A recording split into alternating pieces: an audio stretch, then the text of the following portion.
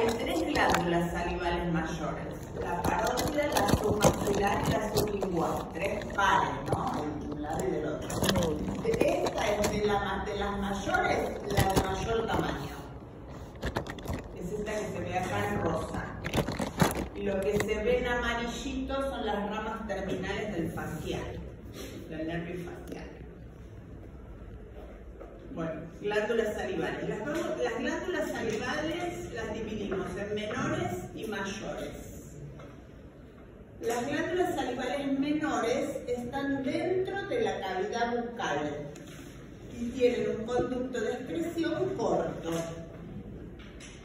Toman el lugar del nombre del lugar donde están: labiales, yugales, palatinas, linguales.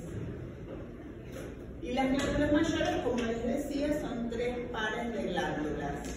Estas glándulas mayores tienen una característica, y es que están fuera de la cavidad bucal. Están ubicadas fuera. Entonces tienen un conducto de excreción largo que tiene que llegar a la cavidad bucal, porque la saliva está en la cavidad bucal. La que está en negrita es la parótida, que no es que vamos a ver en la glándula, sino en la región donde se ubica esta glándula, que es la región o celda parotidia.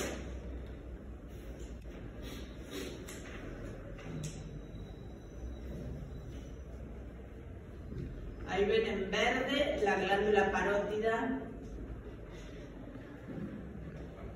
Y este blanquito, este conducto, es el conducto de Stenone o Stensen, que es el conducto de excreción. Como la glándula está fuera de la cavidad bucal, este conducto de excreción es largo, porque tiene que llegar a la cavidad bucal. Este es el macetero, el buccinador, y esto amarillito que se ve acá es la bola adiposa de Bichat.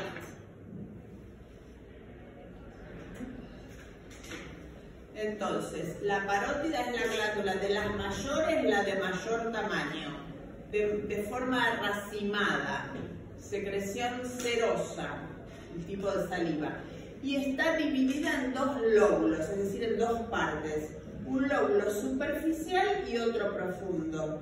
¿Quién hace esa división? El nervio facial.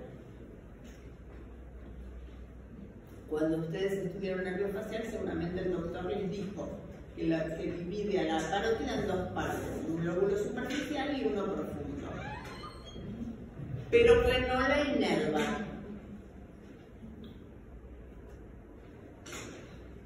Esta glándula está ubicada en la celda o región parotidia, que también se llama fosa retromandibular.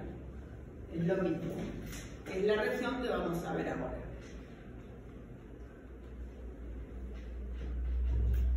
A esta región también se le dice celda parotidia, porque la glándula está toda envuelta por la monobrosis cervical superficial, entonces hace como una celda.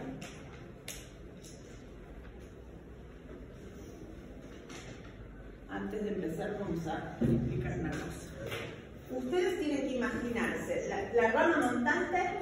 Yo digo rama montante, sabemos de qué hablan. Bien. Si digo apófisis mastoides, también. Vamos a hacer un corte horizontal. Por delante, la rama montante está cortadita, ¿no? La rama montante, acá estaría la espina de Spix, esta es la cara externa. Hacia atrás estaría la apófisis mastoides. La glándula está entre la rama montante y la apófisis mastoides. Ahí está ubicada la glándula, por eso se llama fosa retromandibular. Un poquito más adentro tenemos otra apófisis, apófisis estiloides. Hacia acá estaría la faringe, o la amígdala. Acá falta la otra mitad de la faringe, ¿no? Yo hago solo una mitad, esta mitad es igual. Este es el cuello. De este lado yo tengo lo mismo que de este. Y hacia atrás, un poquito más atrás, una vértebra cervical, la vamos a hacer así. Este espacio se llama espacio maxilo-vértebro-faringeo. Es un esquema. Esquema del espacio maxilo-vértebro-faringeo. Esta es la faringe, esta es la rama montante, apófisis mastoides, apófisis estiloides y una vértebra cervical porque estamos en el cuello. Ahora les va a ser más fácil entender. Leo. Si no entienden algo, me frenan.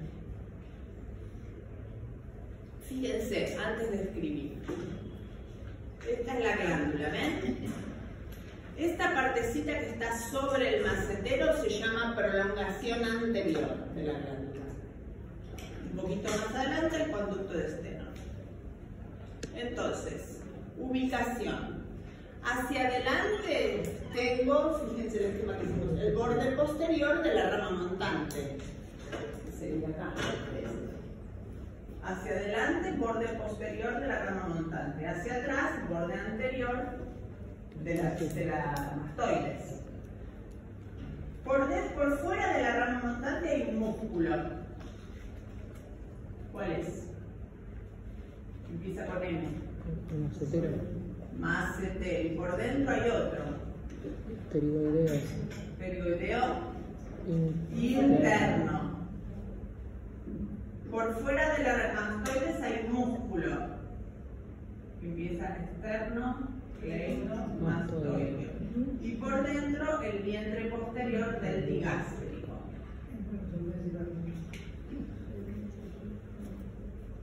¿Hay algo que no se entienda? No, sí. Que decir rama ascendente mandibular es lo mismo que rama frontal. Claro, sí. Claro, sí, dice borde posterior de la rama ascendente. Es lo mismo, rama ascendente, rama montante es lo mismo. Entonces, hacia adelante yo tengo el borde posterior de la rama montante y hacia atrás el esternocleidomastoideo y la apófisis mastoides. ¿Sí? ¿Estamos de acuerdo? Hacia arriba. Ahora vamos a ver, eso era hacia adelante y hacia atrás. Ahora vamos a ver hacia arriba y hacia abajo. Hacia arriba la ATM y el conducto auditivo externo, es decir, a esta altura.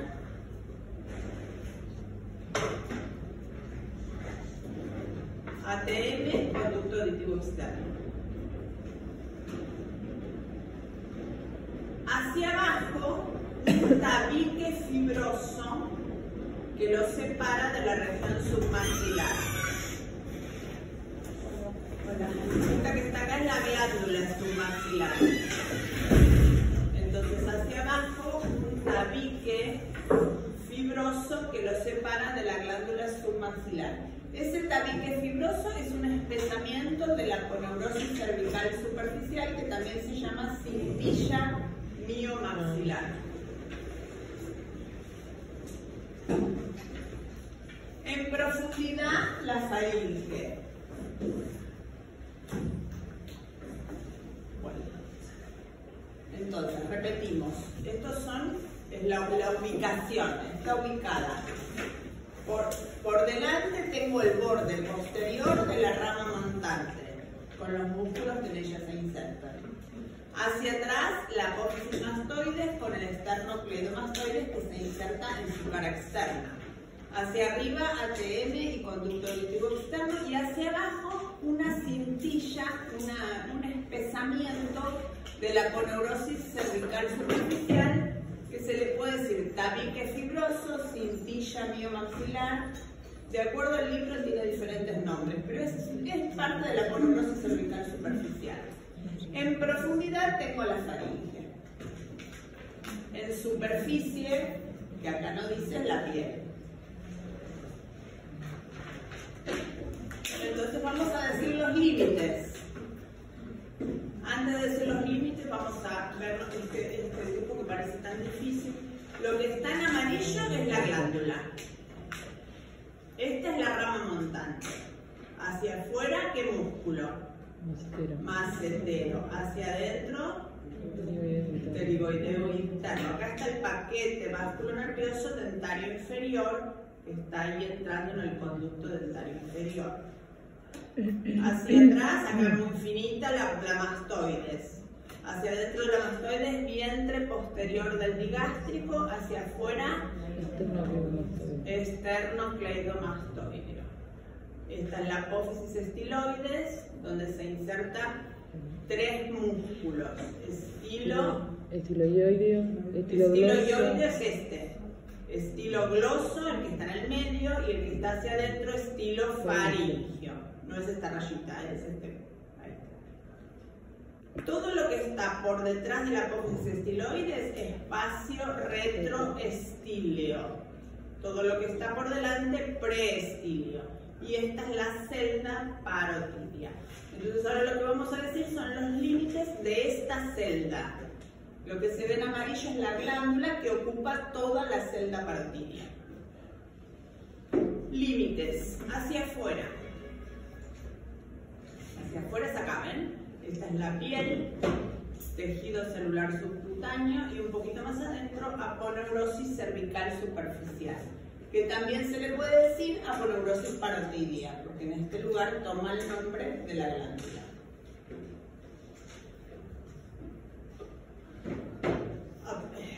Aponeurosis cervical superficial, ahí tiene la flechita. Hacia atrás, cara posterior de la celda. Vientre posterior del digástrico, apófisis mastoides, esternocleidomastoideo. Todo esto llega hasta la apófisis estiloides, ¿ven?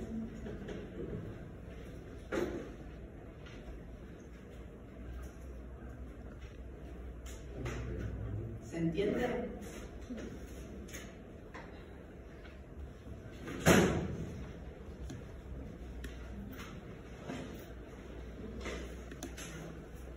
Hacia adelante, es decir, la cara anterior de la celda está formada por el borde posterior de la rama montante, borde posterior del pterigoideo interno, borde posterior del macetero. Vamos a repetir. Hacia afuera, piel, tejido celular subcutáneo, aponeurosis cervical superficial. Hacia atrás, esternocleidomastoideo, apófisis mastoides, vientre posterior del digástrico, y se prolonga hasta esta apófisis, apófisis estiloides. Entonces vimos hacia afuera y vimos hacia atrás. Ahora vamos hacia adelante. Pterigoideo interno, rama montante o rama... Perdón, pterigoideo interno es este, el 10. Pterigoideo interno, rama montante y macetero. ¿Sí? Ahora vamos a volver a la cara externa. Aponeurosis cervical superficial. ¿Ven? Es esta línea blanca. Cuando estudiamos las aponeurosis vimos que cuando llegan, tienen prolongaciones. Cuando llega el músculo esternocleidomastoideo lo envuelve. Cuando llega a la parótida la envuelve también. Entonces, yo voy a tener aponeurosis cervical superficial acá, acá y acá. Porque la envuelve, se la encuentra, por eso es una celda, celda parotidia. La extremidad superior es la ATM y el conducto auditivo externo. Y la extremidad inferior es el tabique fibroso, que decíamos antes, o cintilla intermaxiloparotidia miomaxilar de Charpy. Tiene varios nombres. Acuérdense que depende de la aponeurosis cervical superficial. Bueno, vamos a ahí les dejo.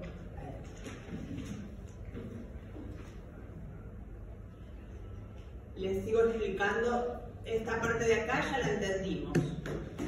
Esta sería una vértebra cervical con los músculos prevertebrales y hacia adentro la faringe, con una amígdala acá.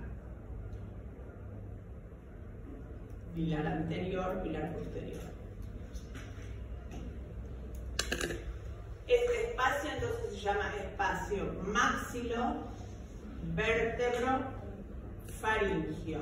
Este corte es un corte de cuello a la altura de la rama montante y sirve para estudiar la celda parotidia, el espacio retroestilio y la faringe.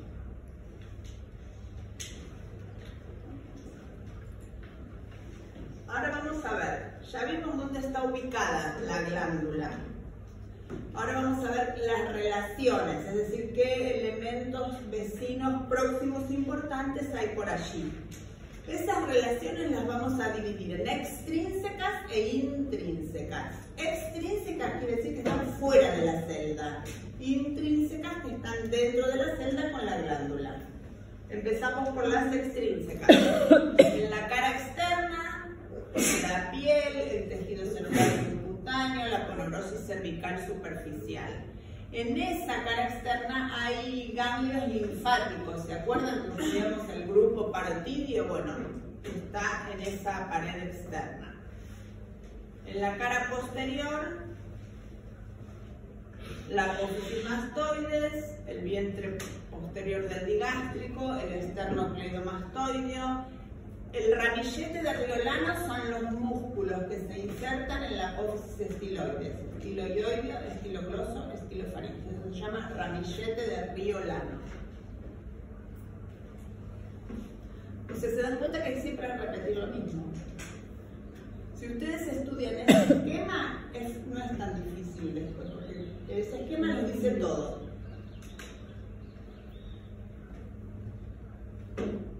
¿Seguimos? Ahí tienen el esquema, aparece otra vez. Entonces, relaciones extrínsecas son los elementos que están fuera de la celda, todo esto. Intrínsecas es lo que está adentro. Entonces, en la cara externa tenemos la piel, el tejido celular subcutáneo y la poneurosis cervical superficial. Y ahí hay ganglios linfáticos que estarían por acá. ¿Se acuerdan que los clasificábamos en superficiales, subaponeuróticos, supraponeuróticos? Están por acá los superficiales. Y ramos nerviosos del plexo cervical superficial. En la cara posterior, esternocleidomastoideo, mastoides y vientre posterior del digástrico, y más hacia adentro la apófisis estiloides con el ramillete de Riolano. Después tenemos todo lo que está ubicado, que también es relación extrínseca, en este compartimiento, espacio retroestíleo, detrás de la apófisis estiloides. Detrás de la apófisis estiloides hay una vena, vena yugular interna. Hay una arteria, carótida interna, ¿se acuerdan? Y hay varios nervios. Hipogloso mayor, neumogástrico, glosofaringio y espinal. Todo eso está acá. Ahí, acá. Carótida interna, yugular interna, glosofaringio, neumogástrico, espinal, hipogloso mayor. Son todo eso es para acordarse que hay ahí. Si se acuerdan lo que pasa por el agujero rasgado posterior, es lo mismo lo que está ahí. Y le agregan el hipogloso mayor y la carótida interna.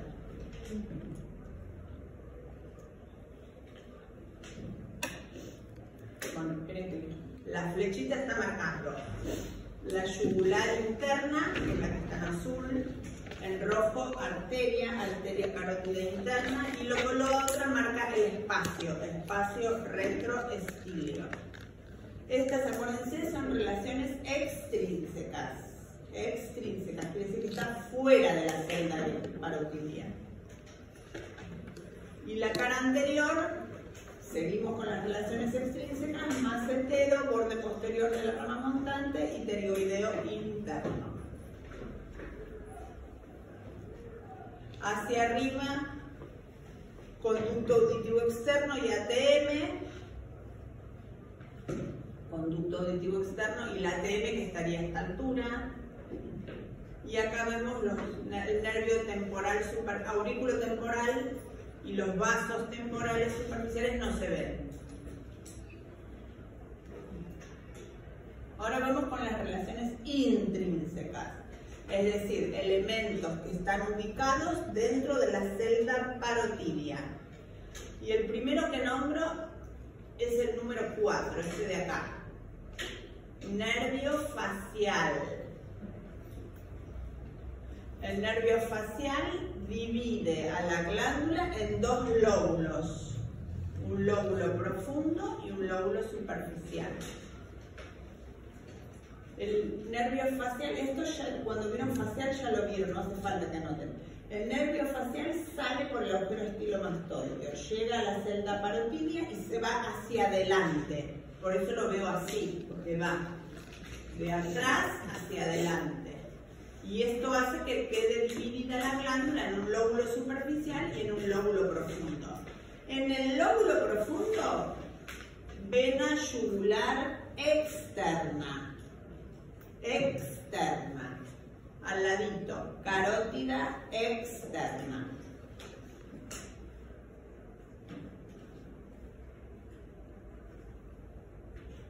¿Ven la carótida externa? La que está en rojo. Si el corte fuera más arriba, cerquita del cóndilo, yo estoy a la altura de la rama. ¿Ven la rama acá? Supongamos que fuera más arriba el corte. En lugar de ver la carótida externa, estaría viendo sus dos ramas terminales, temporal superficial y maxilar interna. Por eso dice temporal superficial y maxilar interna. Si el corte fuera más arriba.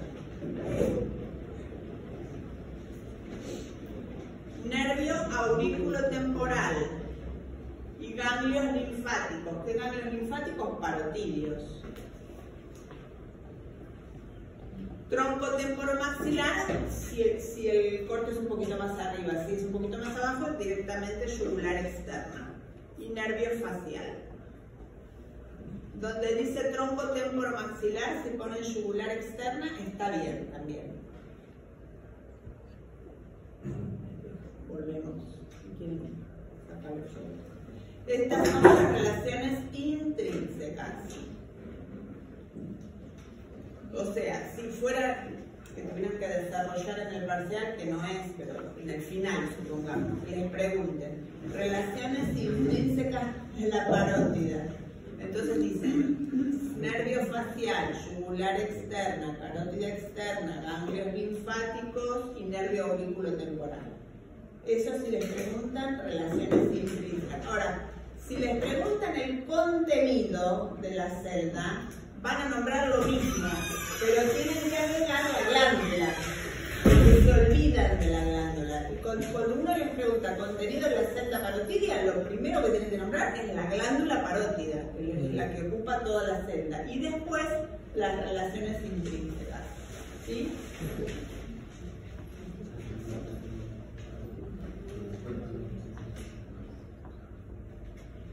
Fíjense, está el conducto auditivo externo, acá veo la glándula parótida y acá veo el nervio facial que está saliendo por el agujero estilomastóideo y se dirige hacia adelante y empieza a dar sus ramas terminales: temporofacial, cervicofacial. Ahí vemos cómo el nervio facial divide a la glándula en dos lóbulos: un lóbulo superficial y un lóbulo profundo. Ahí está el nervio facial con todas sus ramas. Acuérdense, viene por acá, este es el tronco del facial que viene por el agujero estilomastóideo, está bajando así. Y después se dirige hacia adelante. Y ya en la celda parotidia da sus dos ramas terminales. La que va para abajo, cervicofacial. La que va para arriba, temporofacial. Y estas son las ramas que van a, son motoras, van a los músculos. Esto ya lo vieron. Conducto de Stenón. Dijimos que la glándula está ubicada por fuera de la cavidad bucal. Entonces tiene que tener un conducto de excreción largo que llegue a la cavidad bucal. Ese conducto se llama conducto de Stenón o Stensen y es el que está en verde.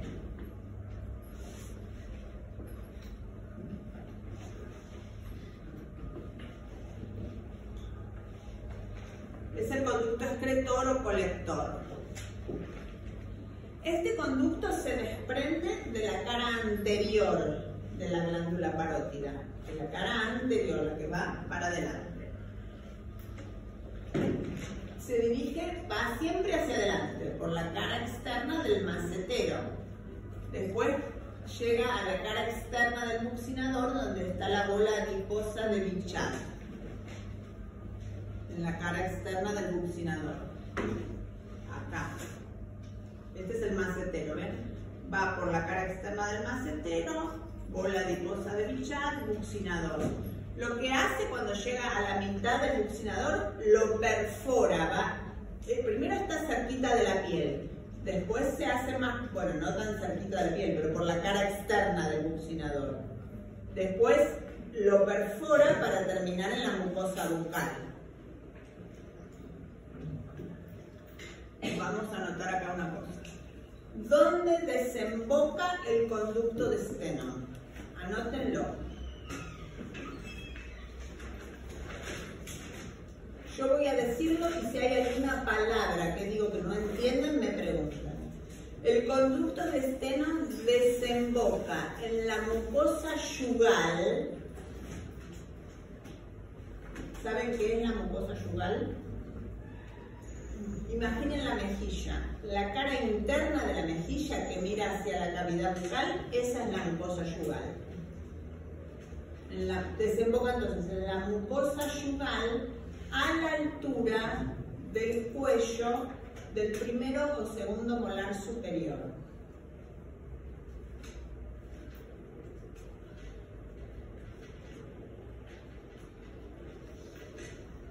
Si la pregunta es ¿dónde desemboca el conducto de Stenone? Y ustedes contestan a la altura del cuello, está mal. Tiene que decir en la mucosa yugal a la altura del cuello, porque no es que desemboca en el cuello del diente, sino en la mucosa yugal a la altura del cuello del diente. En ese lugar hay una papila, generalmente, de forma triangular.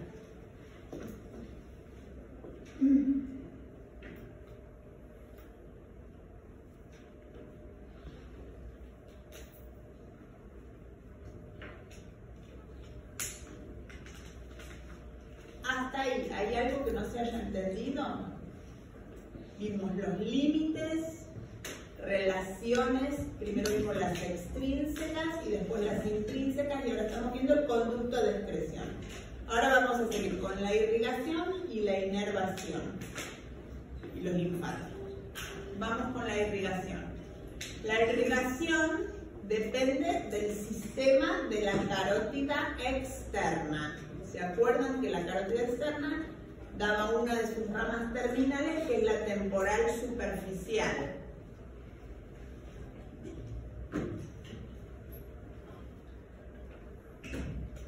Y esa temporal superficial es la que irriga la glándula parótida. En cuanto a las venas, desembocan en el tronco temporomaxilar y a su vez en la yugular externa. Inervación, esto es muy importante, esto no te lo. Inervación. Sí, cómo no. Gracias. Inervación. Esto se pregunta, chicos. Inervación de las glándulas. Seguro que se va a preguntar. Y ya se preguntó también en el examen. Bien. Entonces, en teoría ya la saben. Inervación sensitiva.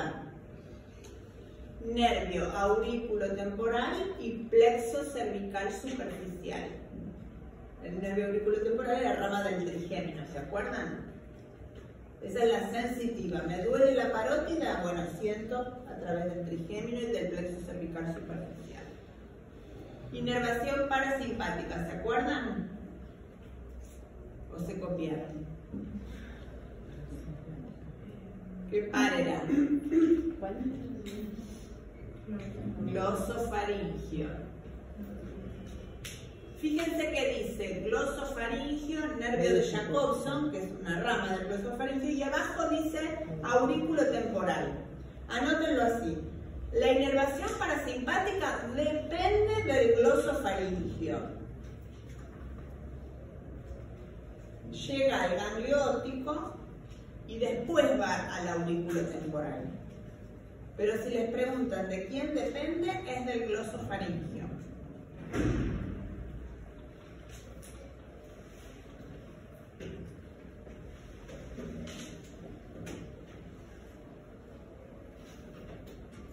Y la inervación simpática de un plexo que rodea a la carótida externa.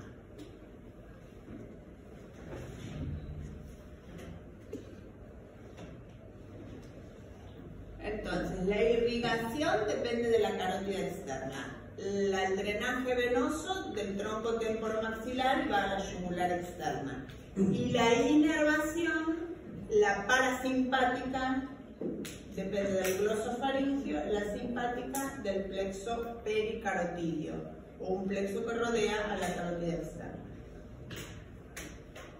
Linfáticos. ¿Se acuerdan cuando vimos linfáticos? Hace ya un tiempo vimos que había un collar pericervical, que había un grupo occipital, un grupo mastoideo y un grupo parotidio. Entonces en esta célula tenemos los ganglios linfáticos parotidios, que los clasificábamos en supraponeuróticos, subaponeuróticos e intraglandulares.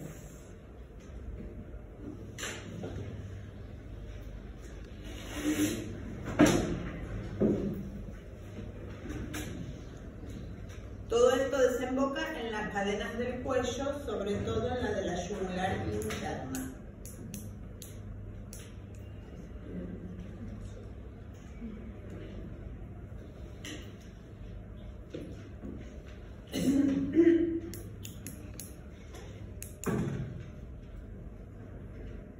¿Hasta ahí alguna duda? Bueno, vamos a seguir ahora. Las dos regiones que faltan son pasos.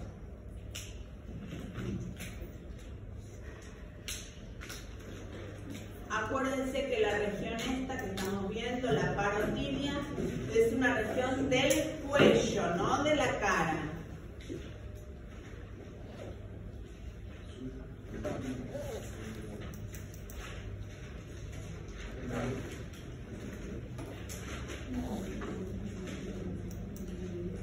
La región celda parotidia es una región lateral del cuello. Ahora vamos a ir hacia la cara. En la cara vamos a tener regiones superficiales y regiones profundas. Las regiones profundas son la cigomática y la pterigomaxilar, que algo vieron en osteología. Y las superficiales son todas las demás. Hoy nos toca ver la labial y la mentoniana. Vamos a empezar por la labial. En las regiones superficiales lo primero que tienen que decir son los límites, después los planos y por último el contenido. Hacia arriba limita con la base de la nariz. Es la labial. Sí, le falta el fin.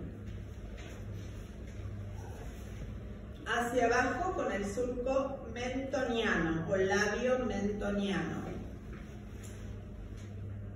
Lateralmente el surco labiogeniano y una línea recta que lo une al labio mentoniano. Esa línea pasa un poco por detrás de las comisuras. Anótenlo así que ahora lo vemos en un dibujo.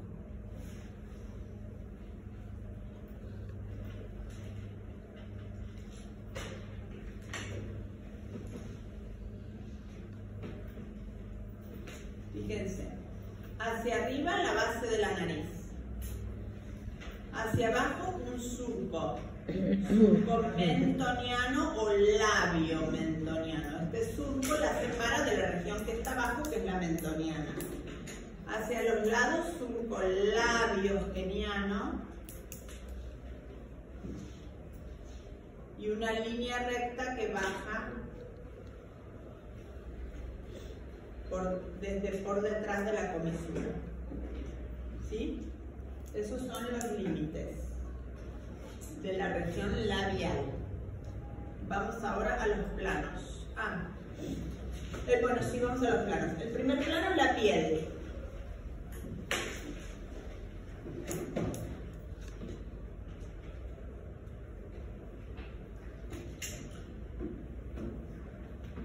piel.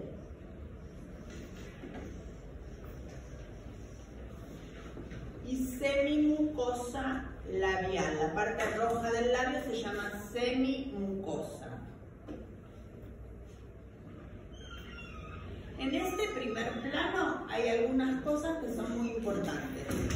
La línea que separa la semimucosa de la piel se llama línea cutáneo-mucosa. Línea cutáneo-mucosa.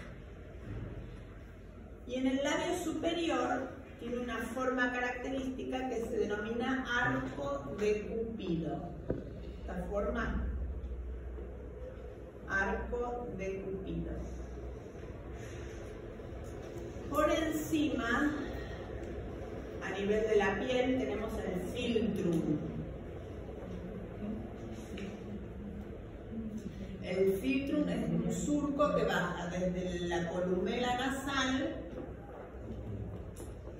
hasta este tubérculo que se llama tubérculo labial superior. Esto era, ¿se acuerdan que acá hay un músculo que es el orbicular de los labios? Y en la parte superior iba de la línea media a la comisura. En cambio, en la parte inferior va de comisura a comisura. Esto hace que, como va de línea media a comisura, se forme este surco. Este surco se llama filtrum y está rodeado por dos columnas. Dos columnas del filtrum.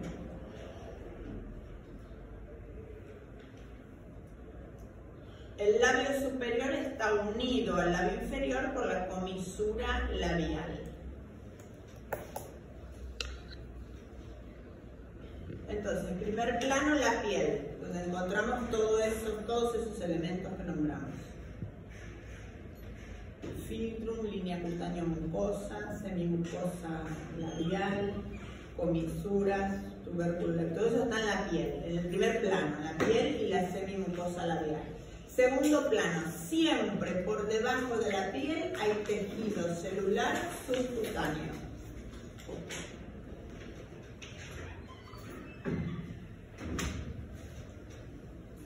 Acá vemos, este es el labio inferior, ¿ven? Esta es la piel, con los pelitos, folículos pilosos, glándulas sebáceas. Por debajo de la piel, tejido celular subcutáneo. Y después viene el plano muscular. Plano muscular que se divide en músculos constrictores, que cierran el orificio labial, y dilatadores, que lo abren. Después, más profundo, un plano glandular, glándulas salivales accesorias que se llaman glándulas labiales. Y más profundo, mucosa labial.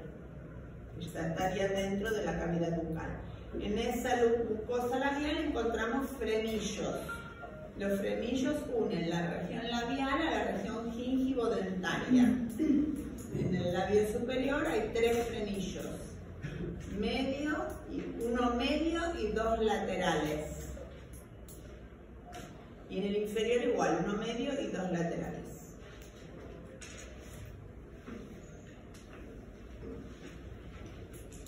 Ahora vuelvo para acá. Irrigación e inervación.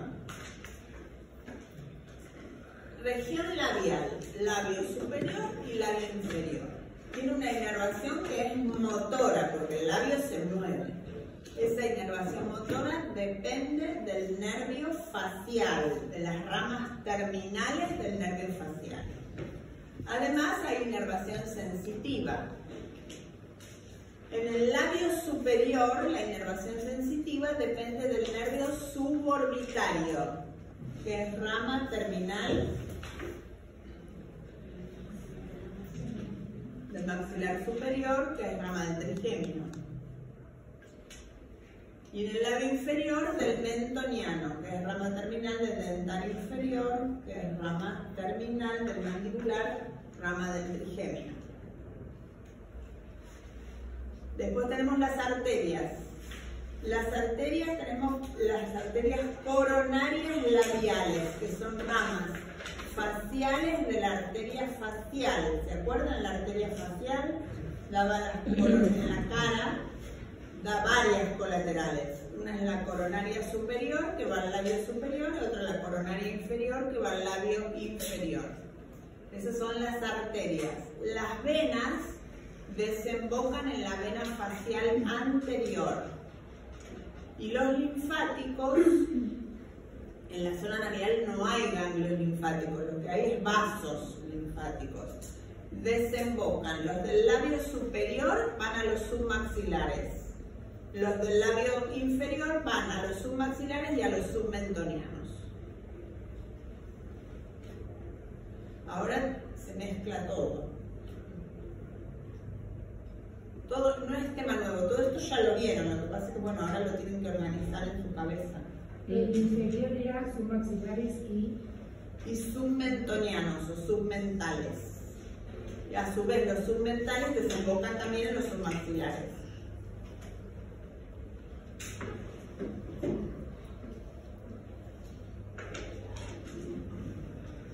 Vamos ahora, dijimos que una de las capas es la capa muscular, y dijimos que había músculos constrictores y dilatadores. Constrictores son dos, orbicular de los labios y compresor de Klein, que va de piel a mucosa.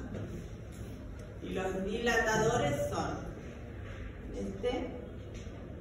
elevador común del labio superior. Esto tienen que saberlo, chicos, ¿eh? Sí. Elevador común del labio superior y del ala de la nariz. Elevador propio del labio superior. Cigomático menor. Cigomático mayor. Risorio de Santorini. Triangular de los labios. Cuadrado del mentón. Y un poquito más abajo, borla de la barba. En un plano más profundo, el buccinador y el canino.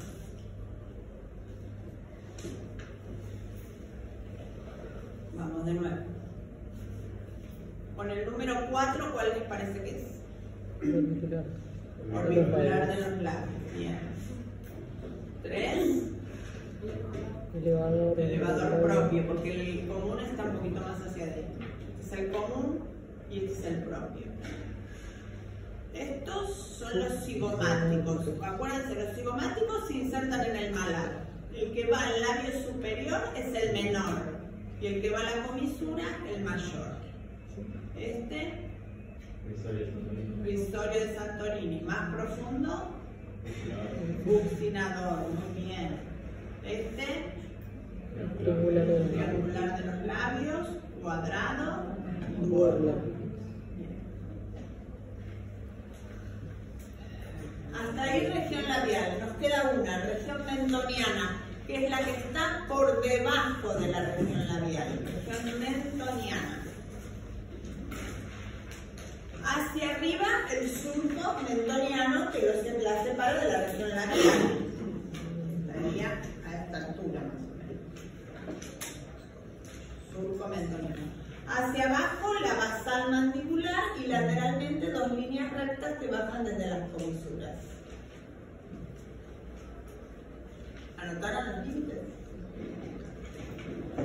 Planos. Primer plano, la piel. Después de la piel, por debajo de la piel, tejido celular subcutáneo. Y por último, plano muscular y más profundo, plano óseo. El plano muscular está formado por los músculos triangular de los labios, cuadrado y borla. Cuadrado del mentón, cuadrado de los labios, como ustedes más les guste. Y por último, borla de la barba.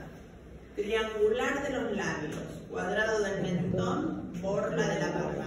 Así va de superficie a profundidad. Triangular, cuadrado y borla. Y más bien profundo el plano óseo. ¿Qué es esto? No, pero ¿qué cara, digamos, qué hueso es? Empecemos por ahí. La mandíbula. ¿Y qué parte de la mandíbula es? Cara anterior del cuerpo mandibular. En la cara anterior del cuerpo mandibular encuentro la línea media, la sínfisis mentoniana, la eminencia mentoniana y la lateralmente un conducto mentoniano, por donde sale el paquete vasculonervioso mentoniano. Ahí tenemos. Piel, celular subcutáneo, plano muscular, triangular, cuadrado y borde. Esto que se ve acá son las ramas terminales del facial que están inervando de manera motora a estos músculos. Y este es el plano óseo, que es el más profundo, conducto mentoniano, saliendo del conducto mentoniano, la arteria y el nervio mentoniano y entrando la vena. La inervación motora de esta región depende del nervio facial, que es el séptimo par.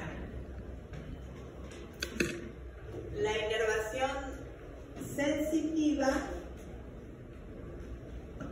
del suborbitario el mentoniano. El suborbitario, sáquenlo, es el mentoniano, que es rama terminal del dentario inferior, que es rama terminal del mandibular, que es rama del quinto par. Irrigación. La irrigación se refiere a las arterias, nunca a las venas. De las venas es drenaje. Entonces, si le preguntan irrigación, tienen que contestar arterias. Coronaria inferior, que es rama de la facial. Arteria mentoniana, que es la que sale por el agujero mentoniano, que es rama de dentario inferior.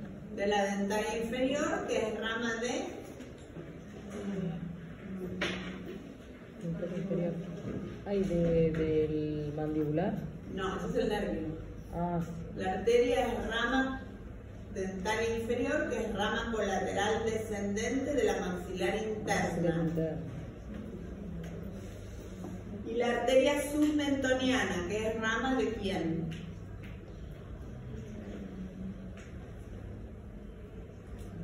De la facial, rama cervical de la arteria facial.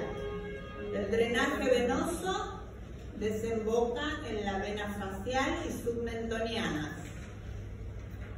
Vena facial anterior y submentoniana. La vena facial anterior se une a la facial posterior y forma la facial común, que desemboca en el tronco tirolinguofaringofacial y este a su vez en la yugular interna. En cambio, las venas submentonianas desembocan en la yugular anterior. Y el drenaje linfático de esta región, los vasos linfáticos, la parte que está hacia los laterales desemboca en los submaxilares, la que está cerquita de la línea media en los submentonianos. Siempre en estas regiones, la parte que está cerca de la línea media puede cruzar, puede desembocar de un lado o del otro.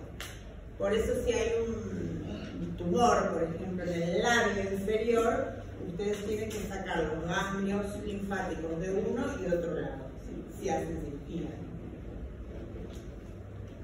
Bueno, hasta ahí es la clase de hoy, chicos. Nos falta la parte dentaria, hacemos un